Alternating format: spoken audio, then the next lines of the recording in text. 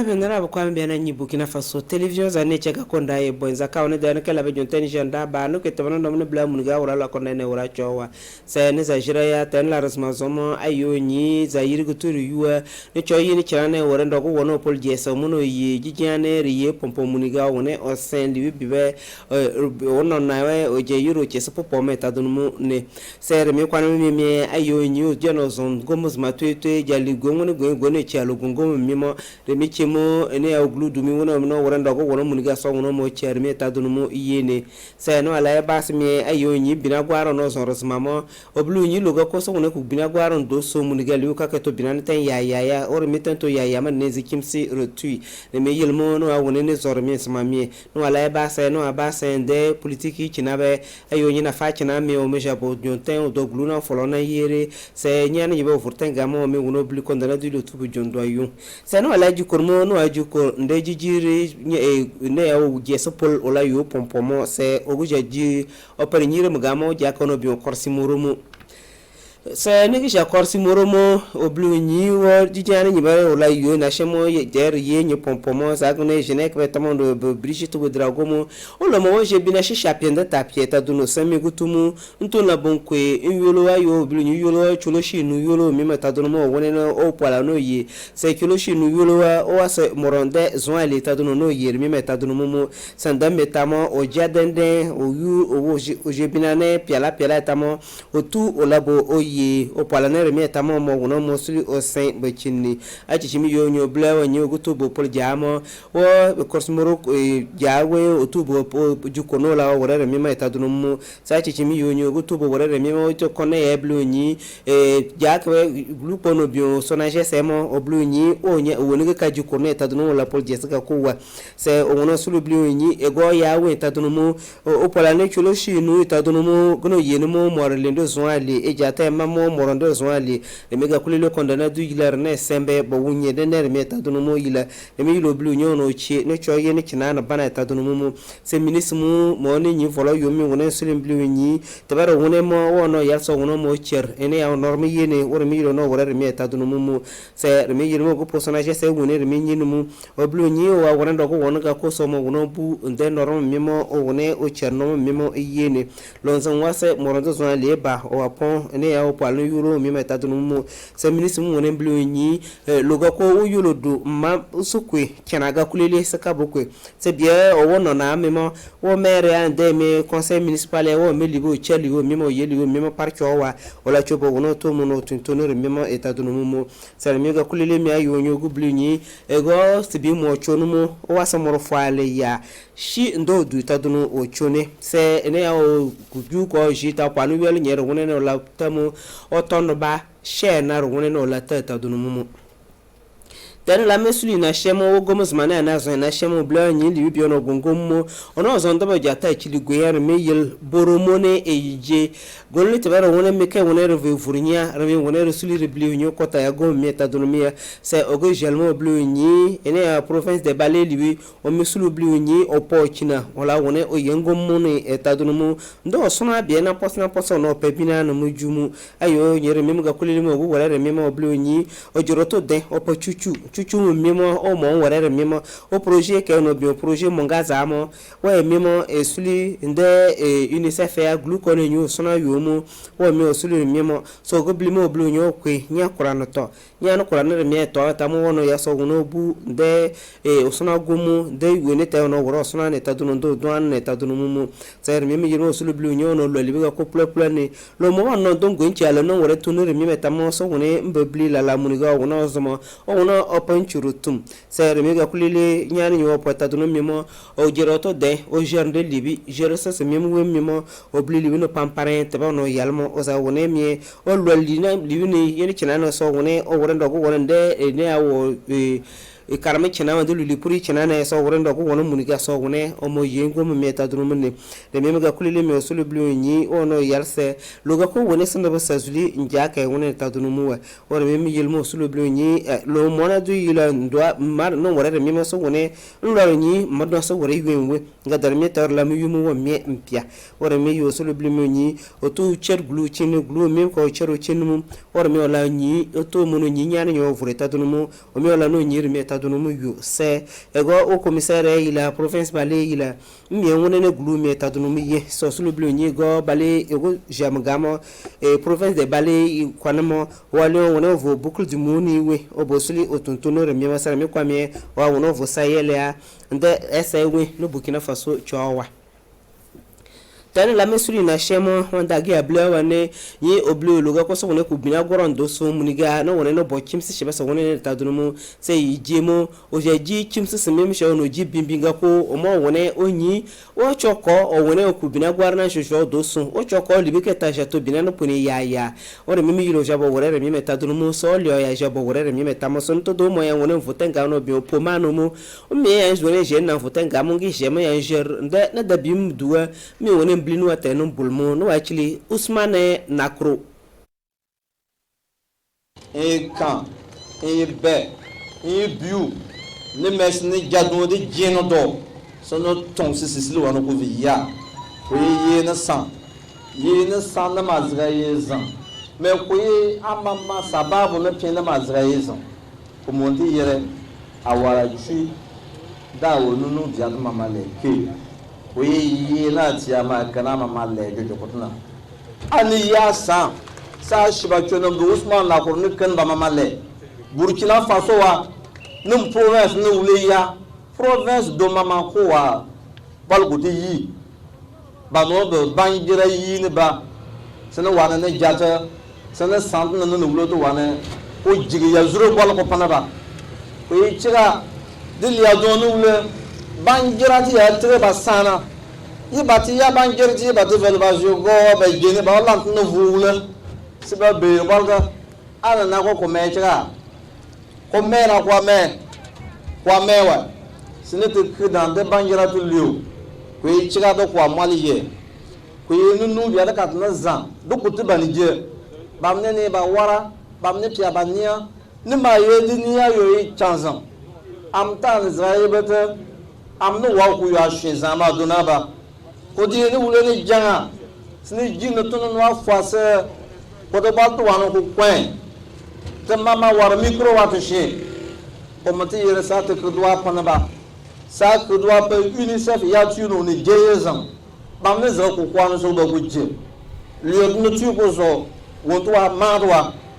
abon re ba do ba yo ko do ko no fuati bi do wa se ba do wane baton se ba dan ko ra shion bo province la Sicile wa tu wule ko no be bangira je ko ni yi o mate yere ya no ton akale si sans du moment aujourd'hui les jours avec président du conseil spécial Barna Zamba Bayezan se ba de ba jaba yi ba mede se ba ni se ba chintu tout tu na ande ba chira yi le tient ton bangira wula le tient ba vele ba shebe no kudan se ba ko da ba na bana ban korotwe wa ude wa de kardibre de na ale no wula yo plus no ba ya jours dabe nana ba kwa anye tabana dabi me blumu sarme kwa na mie pomano yango ngone jer nde liocho liwimie ngone mboro mie nyi ekukudo no bula ne yalo bina gware tadunumu shokwane no wa wone ni chiri liochana bimudu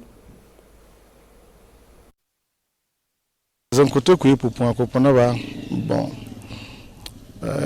commune bar petuma mawa bangira wole dituma mawa nenu biata kube kadwa yu gene gowa comme napi ministre de l'eau do autour du ministre de l'environnement, ministre des ressources animales du gouverneur de région au commissaire Bama Tilio c'est pas kenatanya parce que naton dabe nana ba kwa na mali ntenga me na she onda ge blewa ne politique nyene me na fa chena me jabe jondo yu o mo doglu na folo ko la jombi ni tadunu mu we doglu na yu etadunu mu o ja jodo yu gamo ola onyi utoro ma wore ne somse sho wa ku kukudi wore koko ya chene o mo osulu onyi sere mi kwa no me osulu o wona bia ya chatenga mo o wono jer ndo na dabia bia ya wona tenga mo ne wa wona ni chilumie o wono blinu wa tebe o no bolmo no actually Anissé Bazier ayo ni parti ya ko ngone ke créer bina na tono to ako ko nyo so bu juntan do yu o tere o ni parti jelmo bina no to wo mi yaletra to ki depuis de la nanga yo on a fa militant de Bios on a fa Chine province wa chaîne ando no wo ne be juntan do yu senegi tuni min to yu juma memo we wo kultumur do no tui ngere ne ni parti we très jeune e gi kin kurmu ayo nyu 2015 we e go ne galaga ni no bina yal du to ta bina yal du we o ge kuna fa wona wore e gi du kurmu e très ne jeune e se kurigira ndaza ene jana ke kene konte yi ke le tere gi jies ni suma ke no wona ma ku ni mezoare ja ke gine jana yi kene sono wona no studi erle nyane tundere tui oni ayo ni parti ko jinyane kwe me bili parti gine jalma mo kimo ni juyir nyene na mi we ne ni terga manda do zor no wona no zor se zana ko kulena ko tu be jonton do yo me ayo ni kir zonkien na terere yo zonkere me ne yawo ne yawo ne gine yawo ni ko jayen o e ku ni me de no we na fa mo na wo na fa militant wa no so na fa e ku na wo no ma tu muniga luwa ku munene inkina no burkina faso to na we so toro mi fi kwane no woni ne kana na forte ma ki na ta na wona ehuyemo wo o ko go pisheshe to na je jongu bolomo wo o sa zuli uyu o sa zuli uyu o sa zuli wona kana na foro se egulabo kweta na wo bri ni ko go pisheshe ni o sheshe ku we mi ni lele wo o sa zuli ke to ko content ko na ya wore awara na wore tabe ndana bakwa anye tabana da bimu blimu so ya gonchal me gombo mo bora don gwemie no wa gonchal ne ve jere ndama wona blinu watabe mi no bol shokwana goma chili anise bazie ayo nyinza ani ngila nyina tunisi we ya so mona warso vue ngala wo ywe wa tarma tunu yiga dibi bi o wona gamo esko me ko no bula e ku kuma wona muniga o tan na me vunye e kuma wona so san kikini non we me kini wo loga ko wo man kinge tunuwa muniga osazuli na muniga osazuli zanata na se pula wore me maki konte wene ne pia ni yine jeila ni kikine yila ne ko ne kimene du duma na ni burkina faso pula yilmo lo ko ngone refona kekene wore me ki to wan la ben ba sa wani bo bureau ko awon mo ni tu be ba se de bureau na nduku ola mo jili tunite liwi yo ya yene ya tu wore me ewo no done le tuni sa yo ni to ran yo na gbo no yin dira na fo ya gere wona buju ka be wona bio wona piere yo mo kwa ni mi mo wi nyina foro parti yine kina kwe o nyedra anyi go parti we ya be yi wakati kan kene ami wa ma ba keso no anyi ku we ma san parti ni e ku ku ye awa ama pe ta mi wala po parti ni je ni tu ni voto tu be nyan kwane ana bula la loi na pe ngono so lo ku mi kir mo la kir ni gola opposition mo nangala yo wona piere mo kwane so ku senyi go dul binu shu kwana mo duwa voto ga le mo na vo wu ma kimi lo mo no piere mo kwane ni ga nyere nana so na dul ten ku la manze ne burkina faso ni tabe ndana bakota ni ajel na bluza dermon di ke tu pona choklando sa zulita kwane no akabe jonteni janda ba no ke tebano no mne bla munga wura la konde ne wura chowa se abache biwe wona ne machine su kwane tadoro no koni chela ne san yulo na bana ogono shono tu jonten okoni chela ne nde se san yulo munga mo wura la konde ne wura abukina faso na anyiru wemu sabaza yenja ne apene jedo ma kwa samoro kwane omi wono ko tebano no mo obli odabiane abache an bana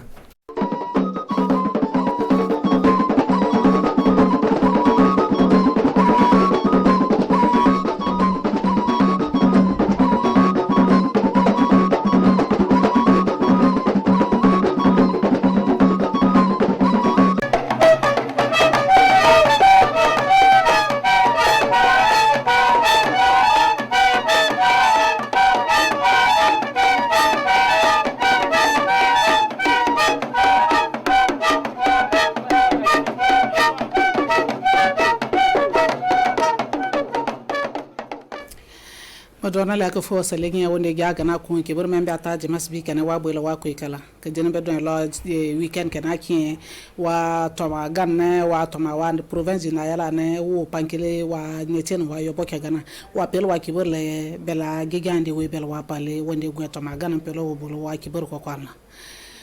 o pekalo pankele ganne wo ma wala dimasi bi kana wo bolo go wa nyeten yo bo gana mama beto wo bolo wo yirda wa lele ne wa nyambo boy wa yo bone wa nyeten wa sankwane belta mai wo bola wo ba ko mi men ke be wa yo kala yoron boy le tunane mama beto wa nyeten bolan ko ye bolan ko mi be man ban sanko ku bele ke wale ba ko la ambene be wale wa kala wa na to ana yoron bo bolan na yor pe won kan to ko dongi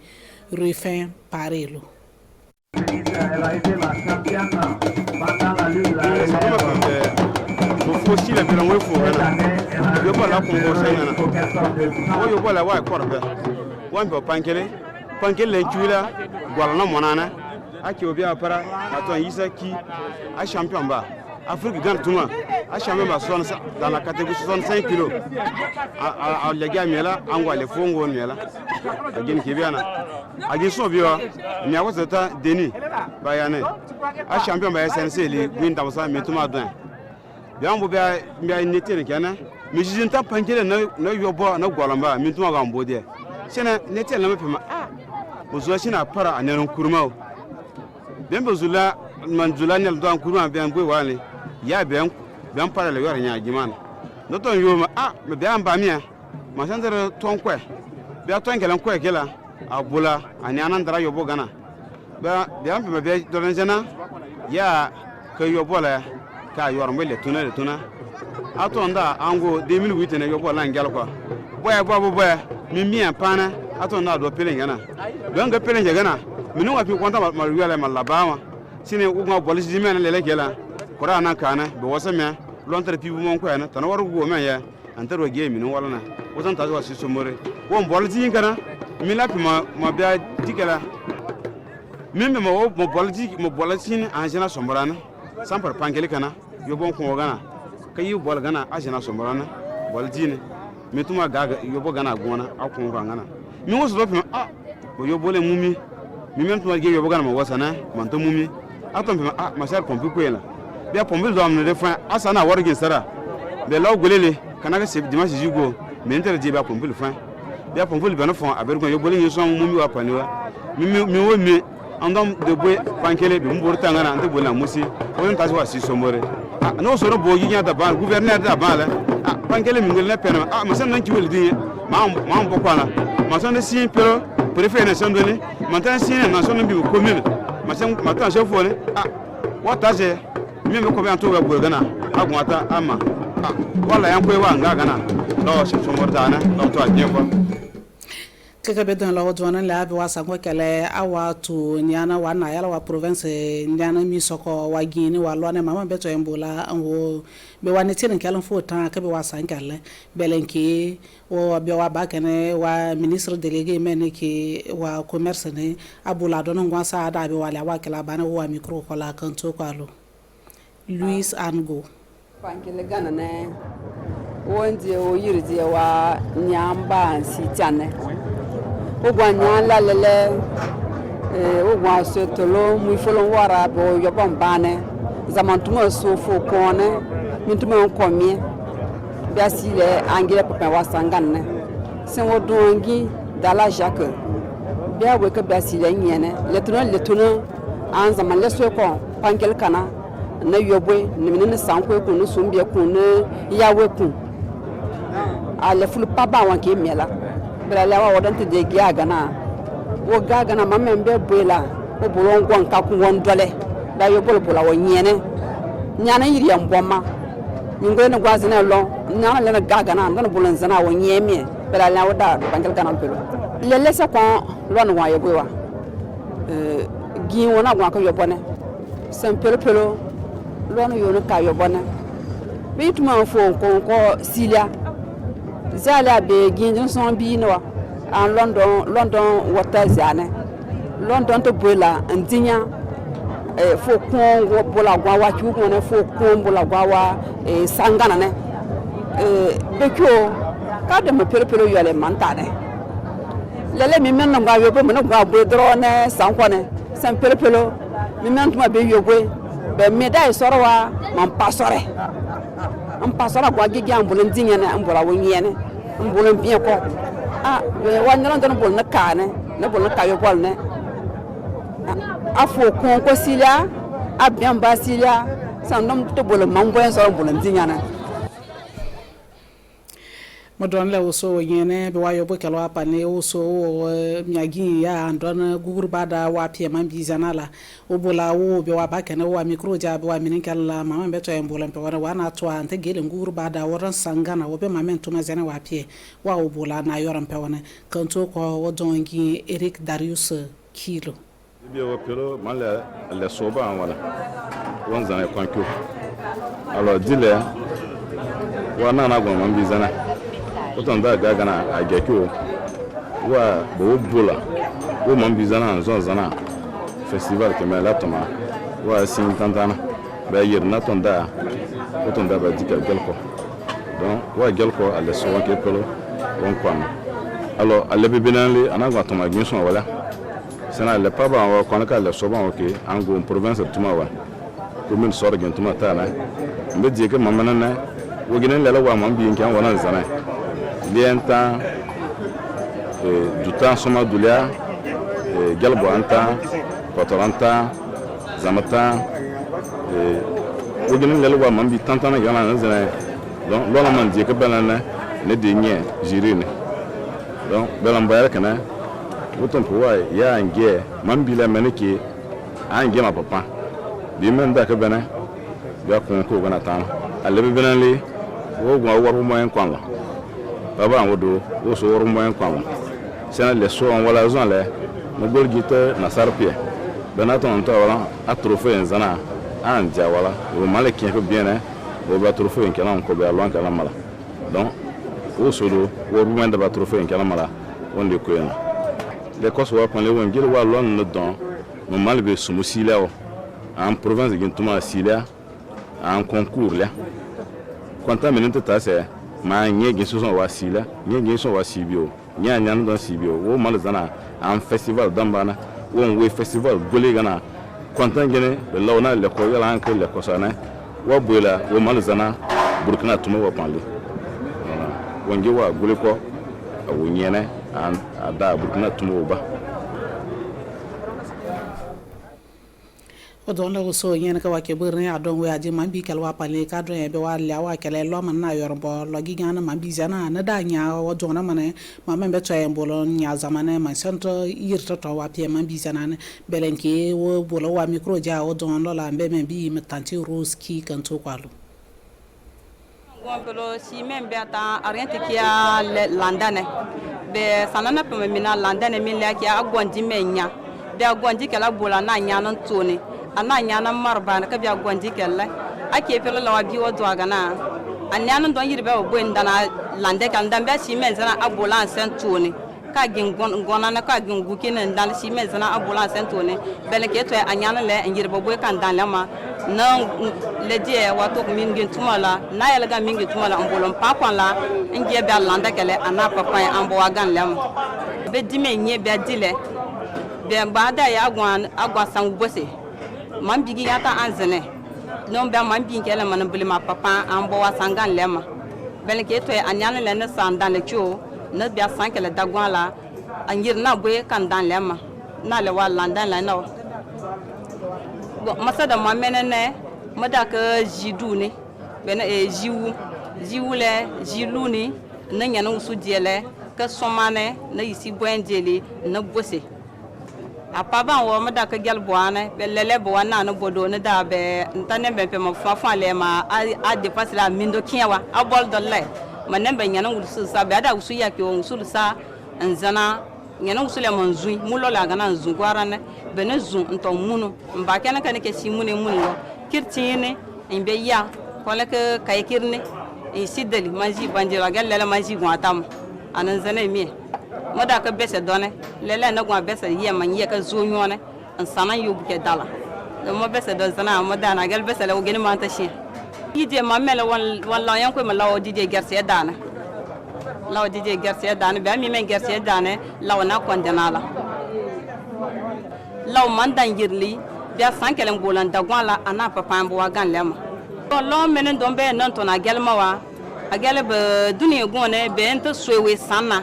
ben nan yir ko man na mi men ke man da mi wen masedo na man la yi man yi be man kala be adana bo sowe sanna o mi won be ke adon sowe masen wa akiwa man bizana ngo manye abolo nge wanyana menen bo kyo ndon bolan be amana kelen don be adana sowe sanna won so do wa yi nya wo mi alogen tumane be wadda wo mi ne mo man ke gana mo male man ke giwo sigin tuma sababu ni mo bolen so ndami woni pambe so man ke man se do na wo man kan lawo ndon sowe ma men ben doin men ben go bolon wo be doin kan nya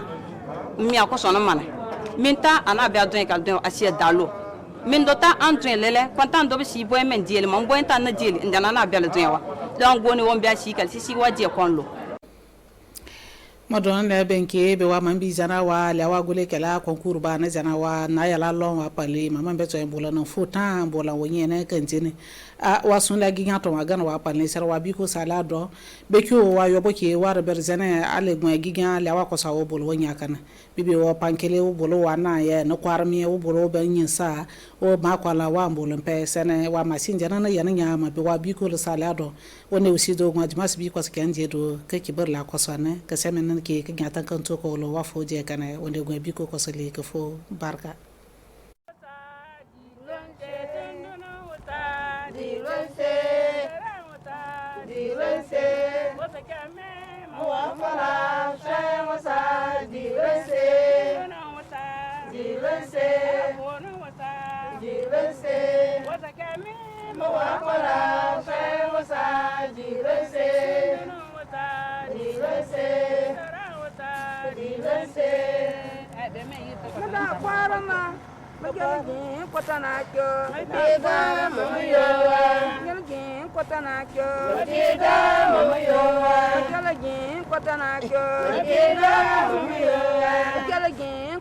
Mais ouais, oui, bon.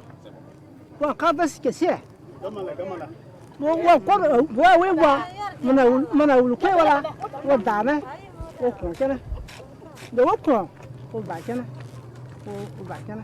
Wa ton sa, wa ko jikur la. Jikur ton ma. Jikur zaki.